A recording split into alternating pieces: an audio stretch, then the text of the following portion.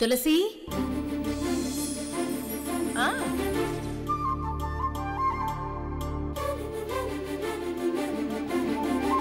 అర్థం చేసుకోమని నెమ్మదిగా చెప్పాలి గాని చెయ్యి చేసుకోవడమేంటి?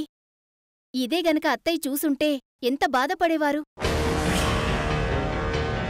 అది కాదు వదినా, ఇలాంటి విషయాలన్నీ తనకి తెలియనివేమీ కావు. అన్నీ ఆలోచించగలిగే మనిషి మనల్ని బాధ పెట్టేలా ప్రవర్తిస్తే కోపం రాకుండా ఉంటుందా?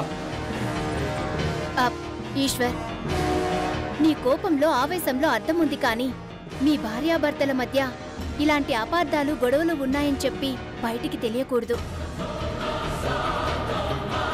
అందరూ మీరు సంతోషంగా ఉన్నారనుకోవాలి. మీ కాపురం గుట్టుగా ఉండాలి. ఝాన్సీని ఇక దయచేసి ఏమి అనకు. ఆవేశంలో మళ్ళీ చేయి చేసుకోకు. అర్థమైందా? అది కాదు వదినా.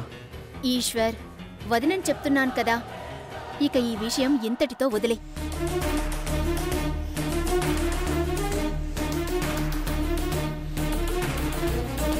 వదిన చెప్పింది కనుక ఈ టాపిక్ ఇంతటితో వదిలేస్తున్నాను.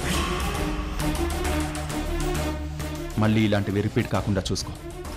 జాగ్రత్త.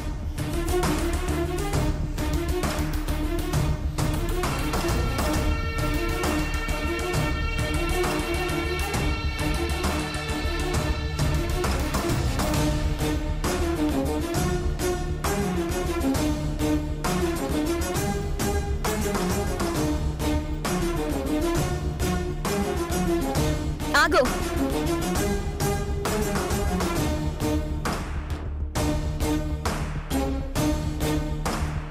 కావాలని ఈశ్వర్ ముందు నన్ను ఇరికించి ఈశ్వర్ నా మీద చేయి చేసుకునేలా చేశావు కదూ?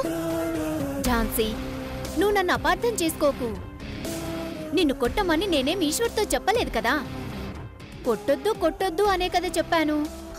కొట్టొద్దు కొట్టొద్దు అని కొట్టే ఆలోచన క్రియేట్ చేయడమే నీ ట్రిక్. ఓ, నీకర్థమయ్యిందా? సైకాలజీలో నాకంటే నీకెక్కువ నాలెడ్జ్ ఉంది కదా. ఆ మాత్రం అర్థం అవడంలో ఆశ్చర్యమేముంది? నేను ఏం చేస్తున్నానో ఎవరితో మాట్లాడుతున్నానో అంతా అబ్జర్వ్ చేస్తూ నేనెప్పుడు దొరుకుతానా అని కాపు కాచి ఈశ్వర్ రావడం చూసి కావాలని నువ్వు సీన్ క్రియేట్ చేశావు కదా. నాకొచ్చిన అవకాశం నేను వాడుకోవడంలో నా తప్పేం కాదు కదా.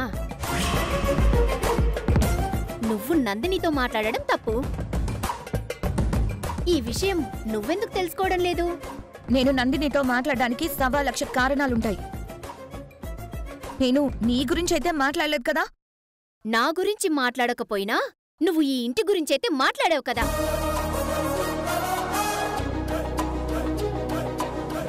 ఏంటి అలా చూస్తున్నావు? ఈ ఇంటితో నాకెలాంటి సంబంధం లేదు అనా? నేను ఈ ఇంటి పెద్ద కోడల్ని. ఈ ఇంటి పరువు మర్యాదలు కాపాడాల్సిన బాధ్యత కోడలిగా నా మీద ఉంటుంది కదా. నువ్వు కూడా ఈ విషయం ఆలోచిస్తే ఇంట్లో విషయాలు బయటికి చెప్పడం తప్పు అని నీకూడా అర్థమవుతుంది. నువ్వేమి నాకు టీచర్వి కాదు పాఠాలు చెప్పడానికి. నేనేంటో ఎలా ఉండాలో నువ్వు డిసైడ్ చేయాల్సిన అవసరం అస్సలు లేదు. మరి నా విషయంలో నువ్వు చేసిందేంటి? ఆఫీసులో డబ్బు నేను కాజేశానని నా మీద పోలీస్ కంప్లైంట్ ఇచ్చావు. నా పరువు తీయాలని చూసావు. నన్ను నువ్వు ఎలా అయినా డిసైడ్ చేయొచ్చు కాని నీ విషయంలో నేనేమి కలిగించుకోకూడదు, అంతేనా? నీకొకరు నాకొకరు. బాస్ వన్న పొగర్తో నువ్వు ఏం చేసినా అక్కడ భరించాలి, ఇక్కడ భరించాలా? నీ బాసిజానికి నేను భయపడి అణిగిమణిగి ఉండే రోజులు పోయాయి. నన్ను పెద్ద కోడల్ని చేసుకుని అత్తయ్య గారు నాకు మంచి అవకాశమే ఇచ్చారు. సూపర్ కదా.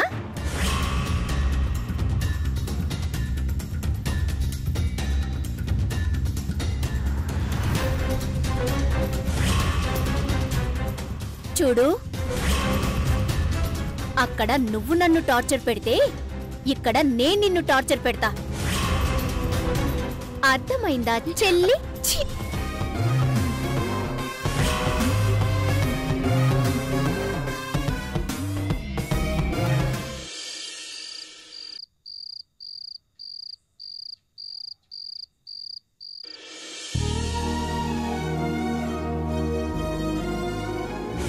నువ్వు ఈ ఇంట్లో నుంచి వెళ్ళటం అంటూ జరిగితే అది నేను చూసిన కుర్రాడితో నీకు పెళ్లి చేశాక నీ భర్తతోనే నేను సాగనంపుతాను. కాదు కూడదని వెధవేషాలు వేశావో నేను చావను, నిన్ను చంపను, మీ అమ్మను చంపేస్తాను.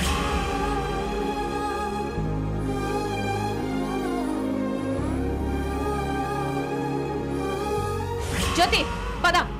అమ్మా అమ్మా ఆంటీ ఇంకేం మాట్లాడకుండా నాతో రా.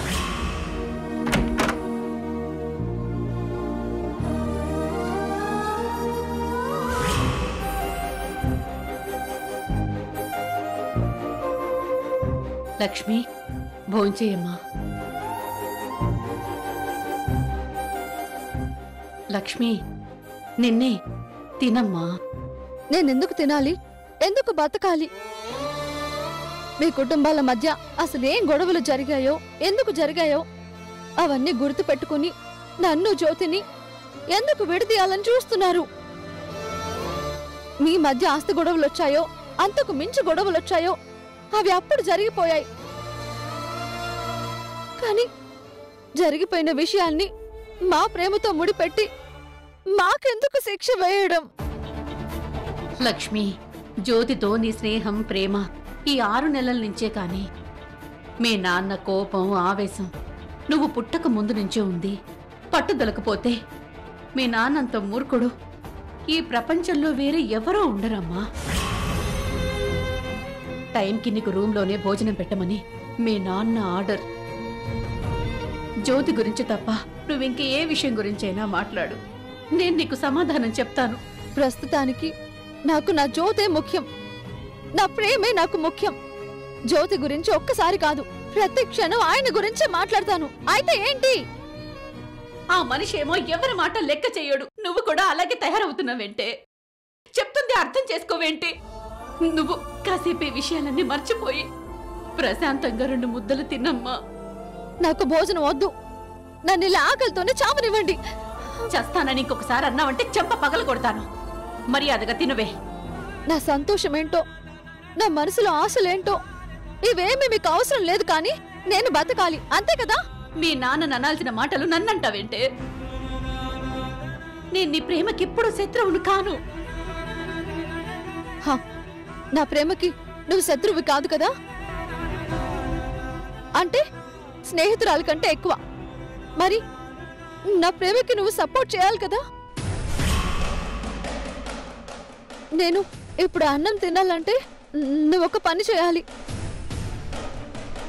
ఏం చెయ్యాలి? నీ ఫోన్లోంచి తులసి ఆంటీకి కాల్ చేసి నాతో మాట్లాడించాలి. అమ్మో, ఇది మీ నాన్నకు తెలిస్తే నిన్ను నన్ను ఇద్దరిని చంపేస్తాడు. నాన్న బయటకెళ్లారు కదా? నీ ఫోన్లోంచి మాట్లాడి వెంటనే కాల్ లిస్ట్ ని డిలీట్ చేద్దాం. అయినా మీ ఆయనకి మనం భయపడాల్సిన అవసరం ఏంటి? ముందు భోంచేవే. ముందు ఫోన్ తీసుకునిరా, తర్వాతే భోజనం. మాట వినేలా లేవు. అనవసరంగా ఎక్కువ ఆశలు పెంచుకుంటే తర్వాత నువ్వే బాధపడతావు. నా బాధ సంతోషం అన్ని జ్యోతియే. ముందు నువ్వు ఫోన్ తీసుకునిరా. సరే తీసుకొస్తా. నాగు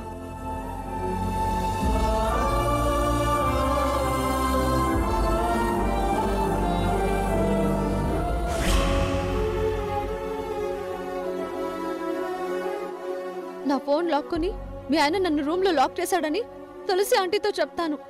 నన్ను ఎలాగైనా కోడల్ని చేసుకోమని బతిమలాడుకుంటాను. ఫోన్ అయితే ఇచ్చావు, అత్తయ్య నంబర్ ఎలా? చివరి ఆ 2 నంబర్స్ తప్ప మొత్తం నాకు గుర్తులేదు. ఇప్పుడు ఎలా? పిచ్చి లక్ష్మి, నా ఆడపడుచంటే నాకు ఆ మాత్రం అభిమానం లేదనుకున్నావా? తన నంబర్ నా ఫోన్లోనే ఉంది, నువ్వు ఫోన్ చెయ్యి. అవునా? చాలా చాలా థ్యాంక్స్ అమ్మా.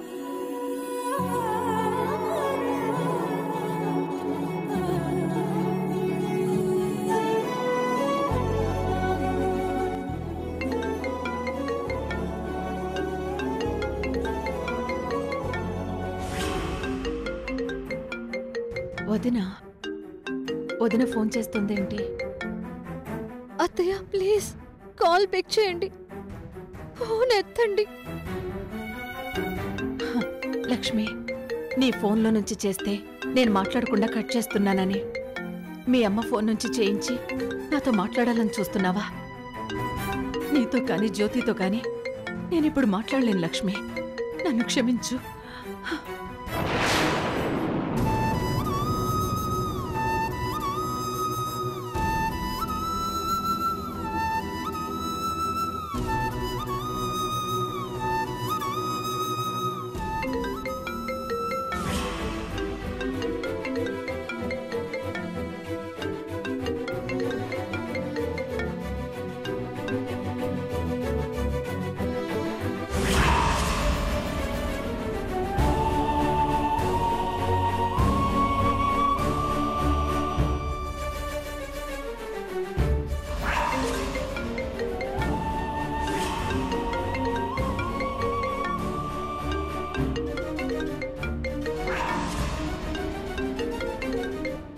అత్తయ్య ప్లీజ్ కాల్ పిక్ చేయండి, ఫోన్ ఎత్తండి అత్తయ్య.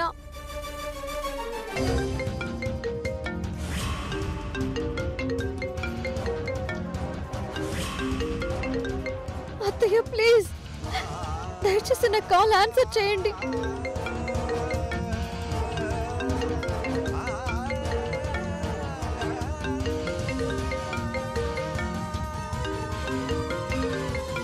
తులసి, ఇందాకటి నుంచి ఫోన్ రింగ్ అవుతుంటే తీయట్లేదేంటి? ఇంతకీ ఫోన్ ఎవరు?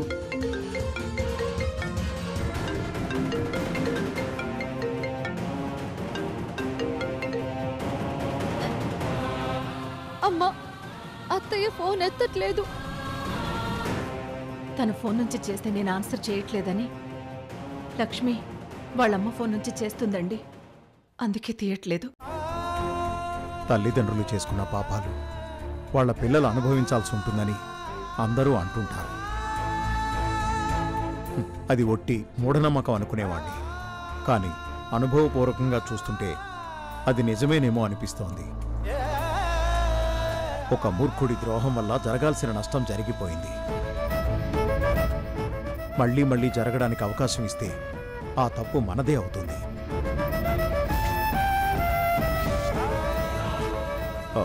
జ్యోతి లక్ష్మిల ప్రేమ గురించి నువ్వు మాట్లాడేదానివి అయితే, వాళ్ళిద్దరి ప్రేమని పూర్తిగా సమర్థించేదానివి అయితే, లక్ష్మి ఇంట్లో లక్ష్మి సమక్షంలోనే మాట్లాడేదానివి. ఇదెందుకు లక్ష్మికి అర్థం కావడం లేదు? మన చిన్నోణ్ణి ప్రేమించింది కదండి, ఆ ప్రేమ ఆశ అంత తొందరగా మనసులోంచి పోదు. మనతో తనకి ఏ చుట్టరికం లేనట్టు లక్ష్మి మనకి పరిచయం అయింది, జ్యోతిని ప్రేమించింది, మన కుటుంబంలో ఒక మనిషిగా కలిసిపోయింది. అది వాడి సంతానం అన్న విషయం నాకు ముందే తెలుసుంటే దాన్ని చాలా దూరం పెట్టేసేదాన్ని.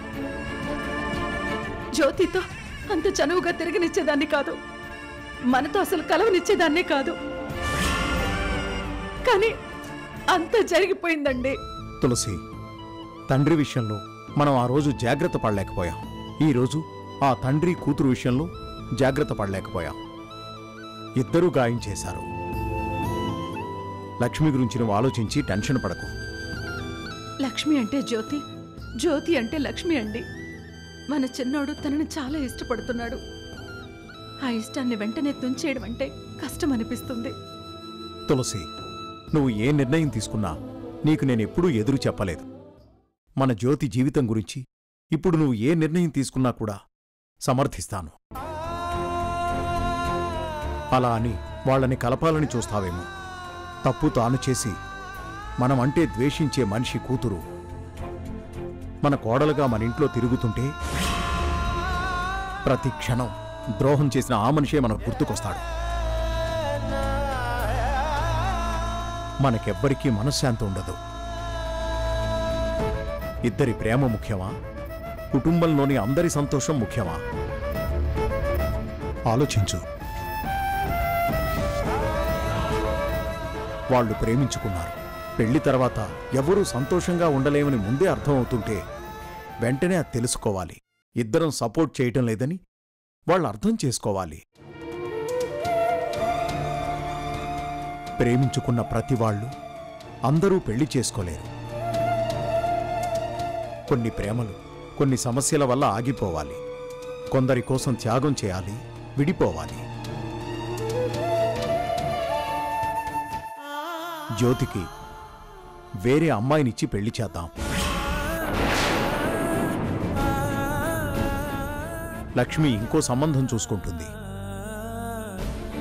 కొన్నాళ్లు బాధపడతారు, తర్వాత మర్చిపోతారు. ఏమంటావు తులసి?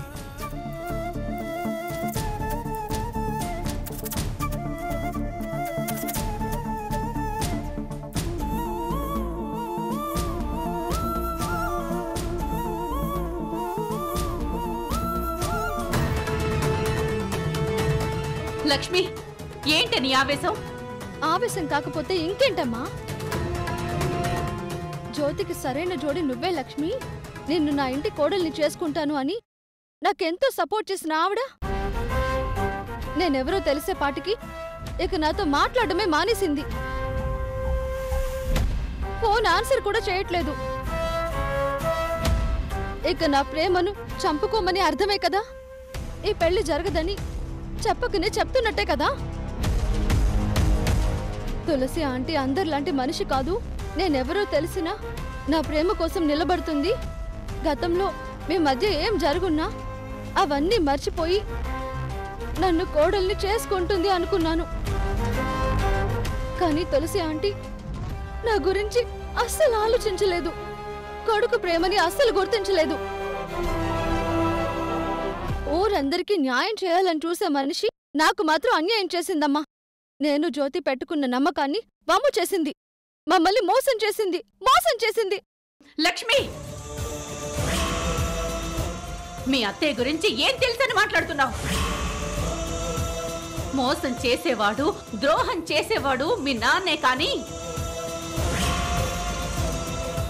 తులసి కాదు.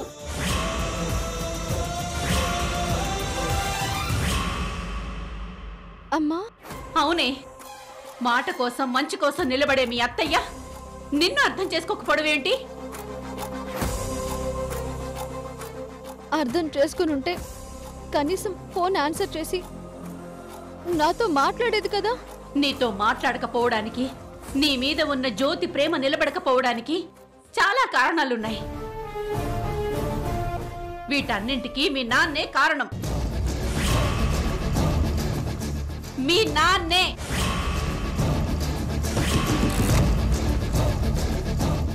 నాన్న కారణమా? అవును, మీ నాన్న మాత్రమే కారణం. మీ నాన్నంటే తులసికి ఎంతో ప్రాణం.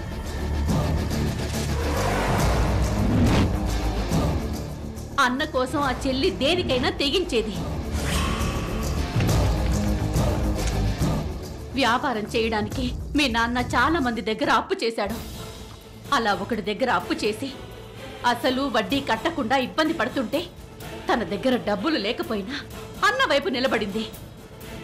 ఆ రోజు మీ నాన్న పరువు తను ఎలా కాపాడిందో తెలిస్తే మీ అత్త ఏంటో నీకు అర్థమవుతుంది.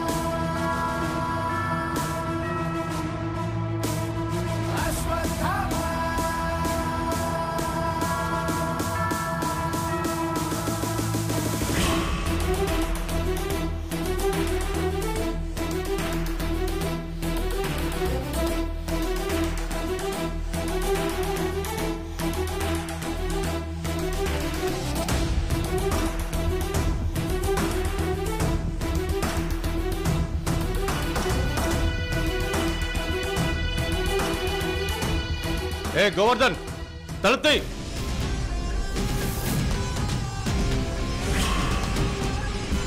ఏ గోవర్ధన్, తలుపు తీస్తావా?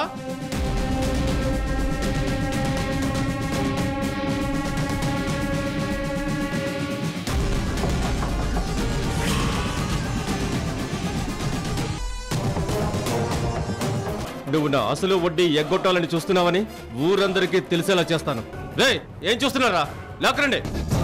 వీరేశం, ఏంట్రా నీ దౌర్జన్యం? అరే తురే అంటావేంటి? కర్రసాము వీరేశం ఇక్కడ. కర్ర తిప్పడం నీకే వచ్చా? నాకు వచ్చు. అయితే నన్ను గెలువు, మీ అన్నయ్యకు నెల రోజులు గడువిస్తా.